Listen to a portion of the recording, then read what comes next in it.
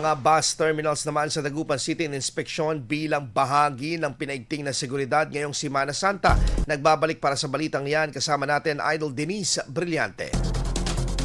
104.7 IFM Report.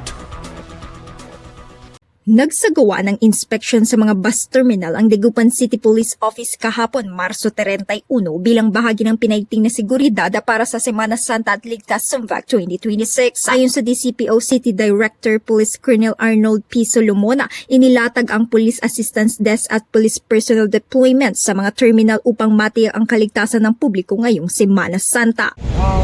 Sasabta kami ng regards sa security natin.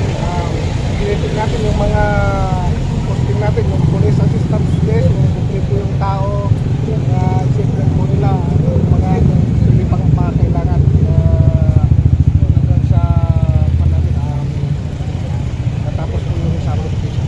Inaasahang dadagsain ng mga pasaherong pabalik sa kanilang probinsya o bibisita sa mga lugar ng debosyon ng bus terminals ngayong Holy Week. Kaugnay nito, tinatayang umaabot sa humigit kumulang 2,500 na pulis at force multipliers ang ide-deploy sa buong rehiyon sa mga simbahan at transport terminals at mga pangunahing destinasyon ng mga turista. Ito ay bahagi rin ng Ligtas Sumvac 2026 na isinasagawa mula Marso 29 hanggang Marso 31 kung saan pinaiigting ang police visibility at assistance operations. Kasama mo muna rito sa IFM News Dagupan, ito si Idol Denise Brillante Tatak. IFM IFM News. IFM News.